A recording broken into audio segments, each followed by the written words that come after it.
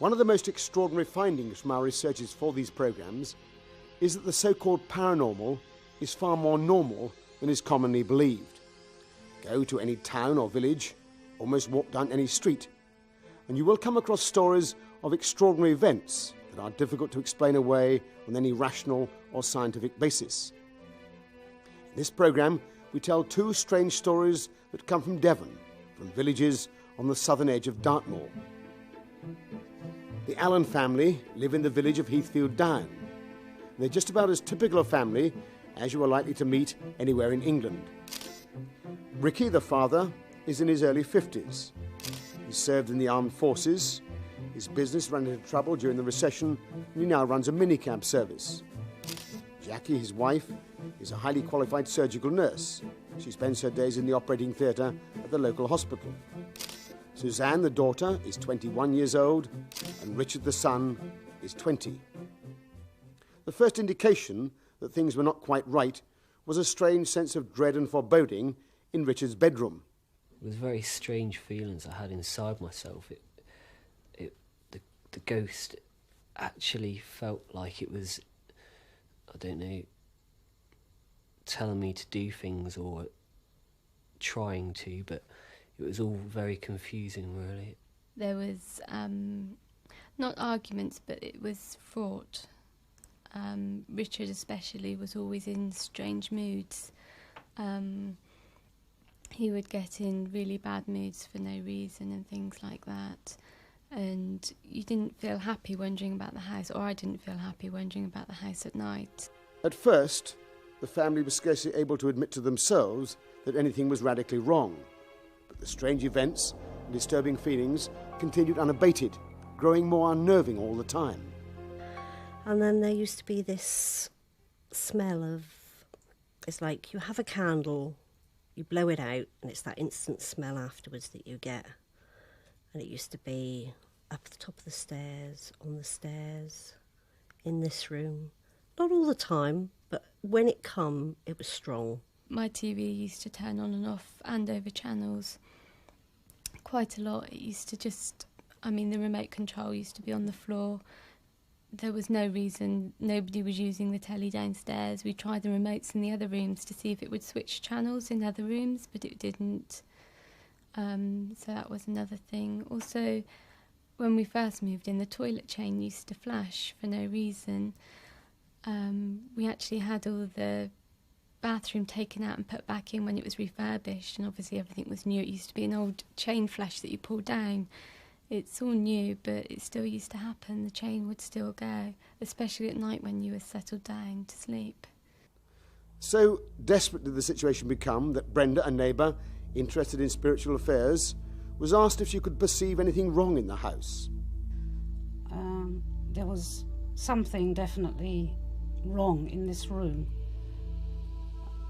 In fact, it was such a powerful thing that I could hardly stand up. I tried backing out of the room, which was very difficult to get down the stairs. So I had to sit on the stairs because the power was too much for me. I had a phone call from Brenda to say that this house was very, very cold and there was a lot of bad vibration.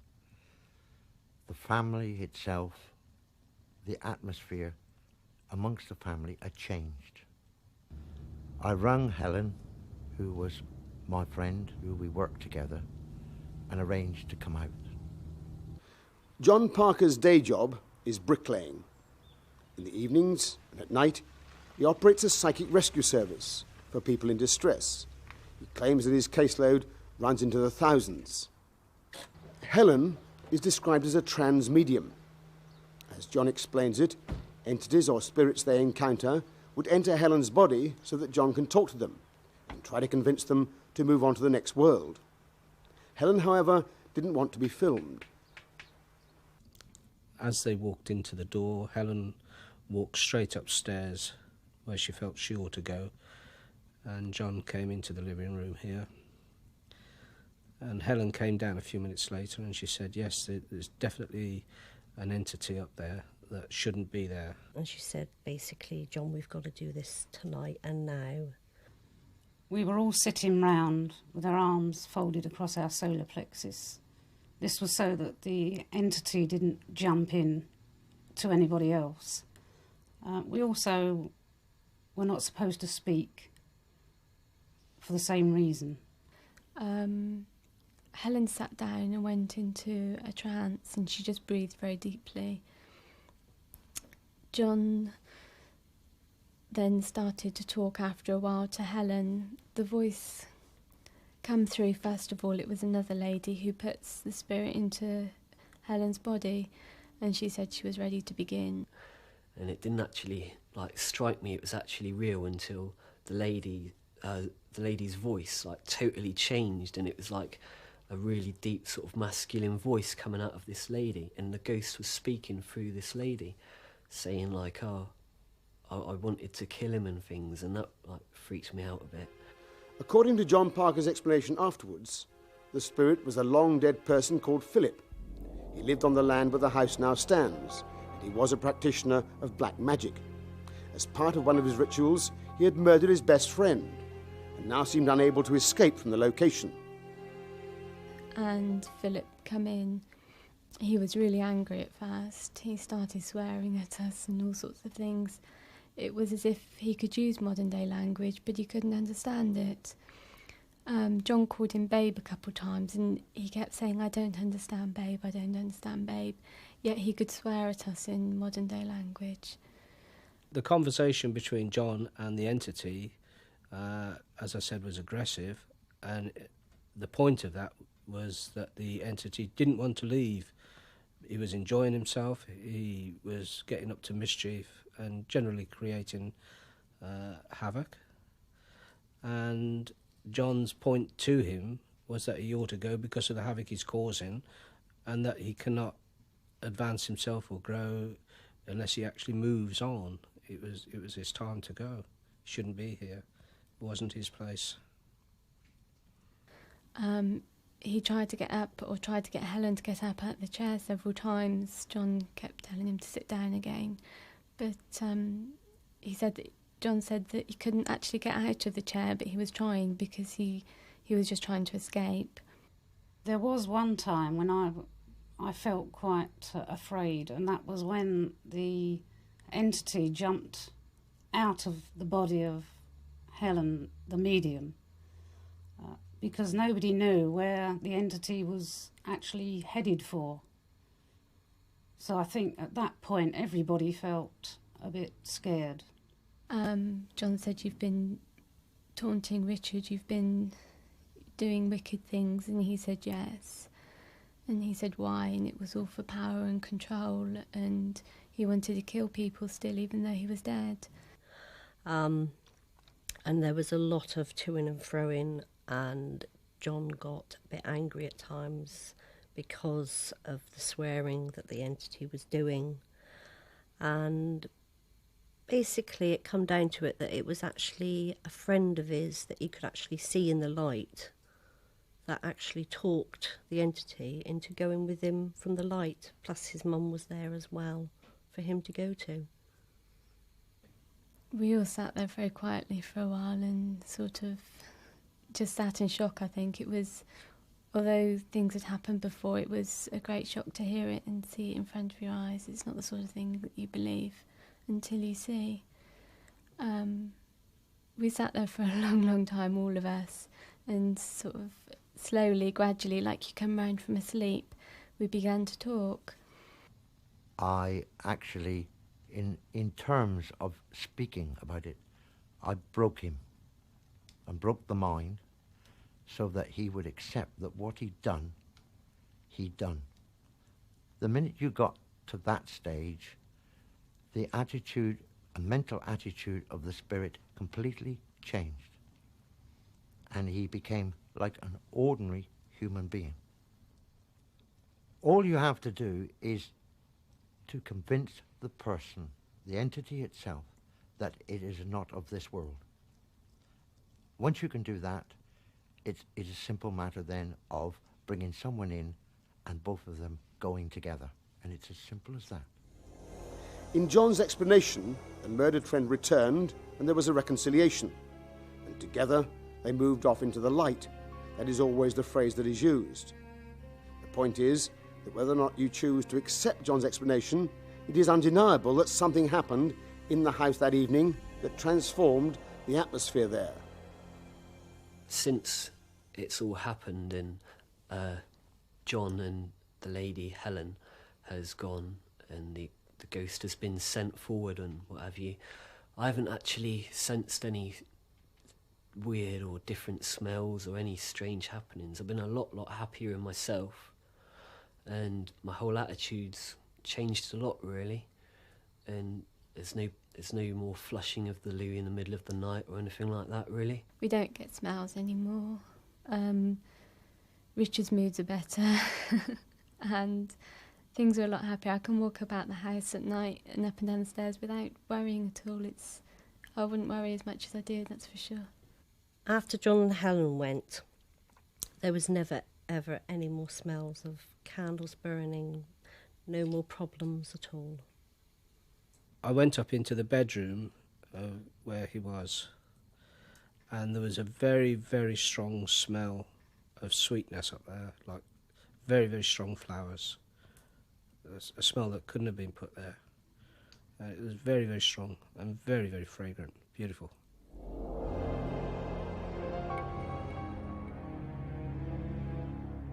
A few miles to the west of Heathfield Down, where the Allens live, right up on the edge of the moor, under the looming rocks of Hounds Tor, there is a lonely crossroads.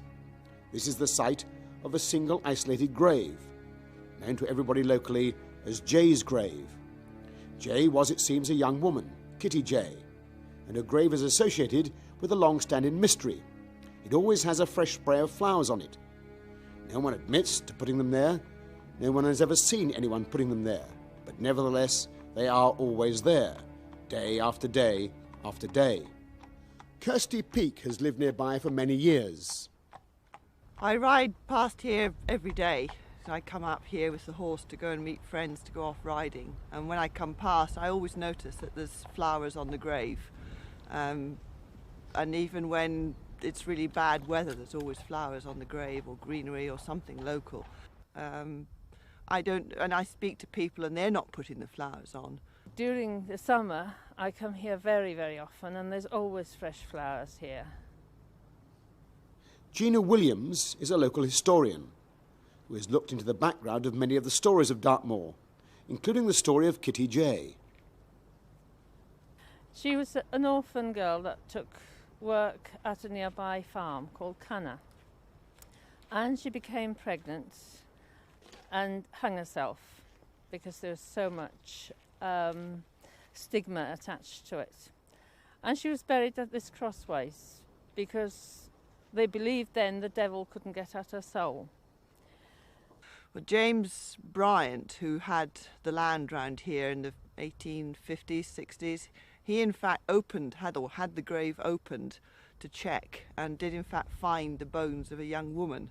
And it's he who had the grave made as it is now, putting headstones and footstones. And since then, the flowers have appeared, always.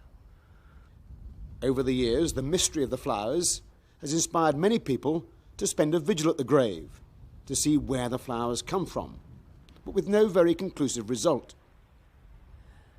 Some time ago, some scouts camped here, and they watched all night, or so they said. They never saw anybody or heard anything, and when they got up in the morning, there were fresh flowers on the grave. We asked John Parker to visit Jay's grave to see if he could shed any light on the mystery, both of her death and the perennial flowers. To pick up a vibration, what is here and what can be seen. Here lies a young lady between 16 and 22 years old as I look at her, and she is laid out in this direction, pointing due east. From this, I pick up a vibration of very, very sad. But there's not one human remains here, but two. One of a baby, very, very, very small. That, of course, doesn't really get us any further forward. We already knew that a young girl was involved, and the legend has it that she was pregnant. And that, of course, is the problem with mediums. It is extremely difficult to verify either the information they come up with or the contacts they claim to make. However, there is no doubt they do very often help to clarify or resolve difficult psychic situations. When a psychic medium is perceiving something that has happened, the question is, what is occurring? Now, two sets of explanations. The first one is that these are particularly sensitive people, sensitive to non-verbal cues, so they're picking up atmosphere from everything which is around. There's nothing paranormal about it. That's the first explanation. The second one is that we do not yet understand fully the nature of time. You see, as far as the brain is concerned, time can alter enormously. For example, the whole of creation I can see in one split moment of time in certain mental states. So time is an artifact of the way the brain is constructed. Nowadays, many people believe that, oh, isn't mediumship just a bit of a charlatan's paradise and frauds and so on? And no doubt there is a percentage of mediums who are fake, but the fact that there are counterfeit coins in the circulation doesn't mean that all coins are counterfeit. Counterfeit coin or real? We decided to set up a rather more difficult test. And so, without warning, we asked John Parker if he would visit the cottage nearest to Jay's grave to see if we could establish any verifiable connections with her story. The house is now owned by a retired couple. We've lived here for about 10 years, having retired from the Royal Air Force, and we're well aware of the story of Jay's grave, and as you're aware, we're about the nearest really old house.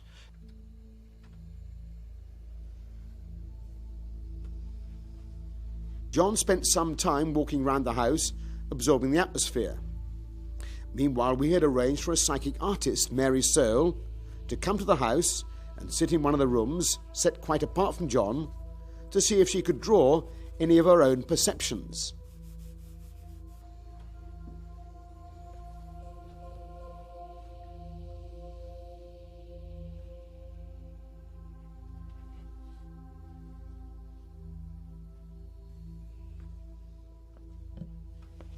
I couldn't find anything incorporating Jay's grave, but I have seen two people who have returned on a nostalgic visit.